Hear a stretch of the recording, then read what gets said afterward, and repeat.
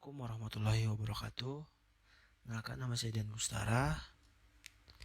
Saya mahasiswa Universitas Mercu Buana. Di kesempatan kali ini saya ingin menjelaskan tentang materi RAD atau Rapid Application Development dalam mata kuliah RPL, Rekayasa Perangkat Lunak. Di dalam RAD itu sendiri terdapat beberapa penjelasan. Yang pertama itu adalah sejarah, definisi RAD, kelebihan dan kekurangan RAD, dan proses atau fase RAD. Yang pertama kita bahas yaitu sejarah. Sejarah Rapid Application Development atau RAD adalah istilah awalnya digunakan untuk menggambarkan proses pengembangan perangkat lunak pertama kali dikembangkan dan berhasil digunakan selama abad pertengahan 1970-an oleh Sistem Pusat Pengembangan New York Telephone (SIO) di bawah arahan Dan Gielan. Setelah serangkaian implementasi sangat berhasil dan proses ini, Gielan kuliah secara ekstensif di berbagai forum pada metodologi, praktek, dan manfaat dari proses ini. Dimulai dengan ide-ide dari Brian Gallagher, Alec Balsin, Barry Boehm, dan Scott Schultz. James Martin mengembangkan pendekatan mengenai pengembangan aplikasi yang cepat selama tahun 1980 di IBM, dan akhirnya diresmikan itu dengan menerbitkan sebuah buku pada tahun 1991 berjudul Rapid Application Development. RAD melibatkan pengembangan dan pembangunan prototipe iteratif pada tahun 1990. Dalam buku RAD, Rapid Application Development, James Martin didokumentasikan penafsiran tentang metodologi. Baru-baru ini, istilah dan singkatan yang telah datang untuk digunakan lebih luas. Pengertian umum yang mencangkup berbagai metode yang bertujuan untuk mempercepat pengembangan aplikasi, seperti penggunaan kerangka perangkat lunak dari berbagai jenis, seperti kerangka kerja aplikasi web. Dan untuk definisi selanjutnya, untuk definisi RAD. Definisi RAD, Rapid Application Development, adalah strategi siklus hidup yang ditunjukkan untuk menyediakan pengembangan yang jauh lebih cepat dan mendapatkan hasil yang dengan kualitas yang lebih baik dibandingkan dengan hasil yang dicapai melalui siklus tradisional. RAD merupakan gabungan dari bermacam-macam teknik terstruktur dengan teknik prototyping dan teknik pengembangan joint application.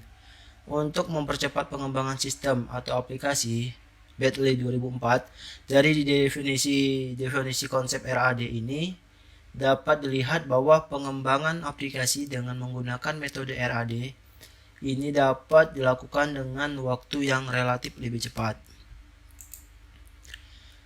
Pemaparan konsep yang lebih spesifik lagi dijelaskan oleh Pressman 2005 dalam bukunya Software Engineering. Ia mengatakan bahwa RAD adalah proses model perangkat lunak incremental yang menekankan siklus pengembangan yang singkat. Model RAD adalah sebuah adaptasi kecepatan tinggi dari model waterfall, di mana pengembangan pesat dicapai dengan menggunakan pendekatan konstruksi berbasis komponen. Jika tiap-tiap kebutuhan dan batasan ruang lingkup proyek telah diketahui dengan baik, Proses RAD memungkinkan tim pengembang untuk menciptakan sebuah sistem yang berfungsi penuh dalam jangka waktu yang sangat singkat. Dari penjelasan Pressman ini, satu perhatian khusus mengenai metodologi RAD dapat diketahui, yakni implementasi metode RAD untuk berjalan maksimal jika mengembangkan aplikasi telah merumuskan kebutuhan dan ruang lingkup pengembangan aplikasi dengan baik.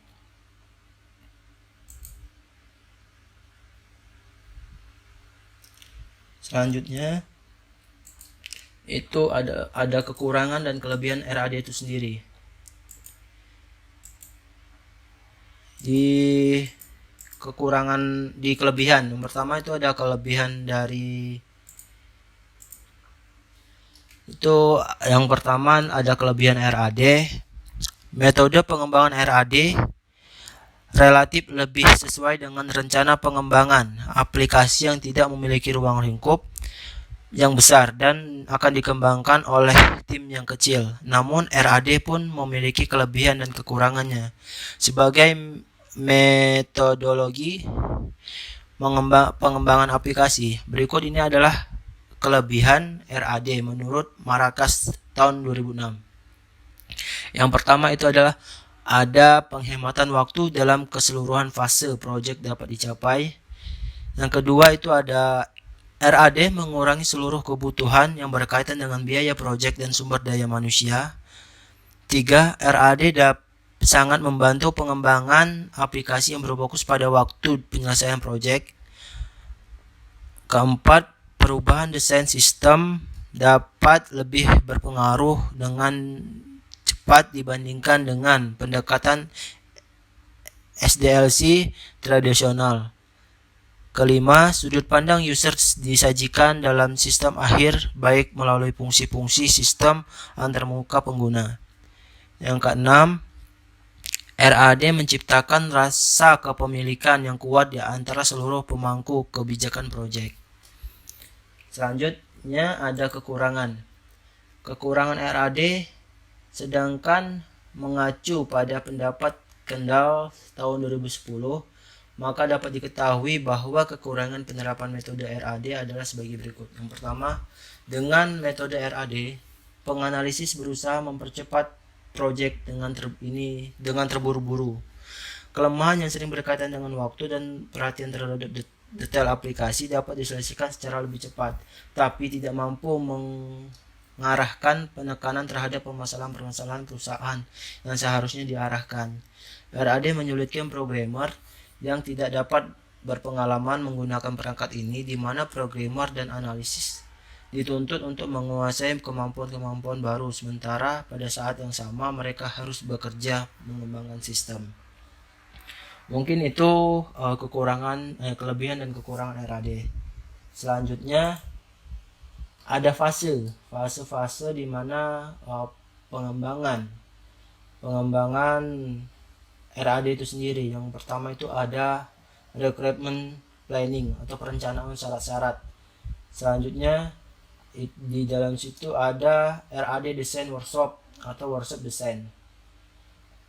Selanjutnya ada implementasi atau implementation.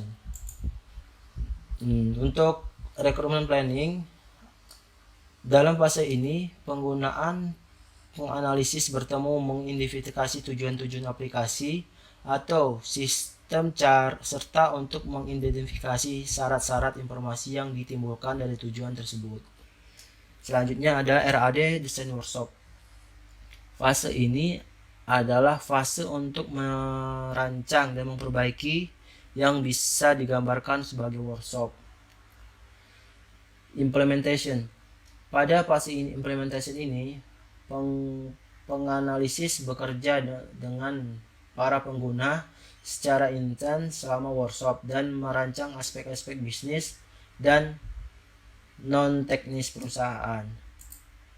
Mungkin itu cukup sekian untuk penyampaian tentang RAD atau Rapid Application Development. Mungkin cukup sekian dari saya. Saya akhiri. Assalamualaikum warahmatullahi wabarakatuh. Terima kasih.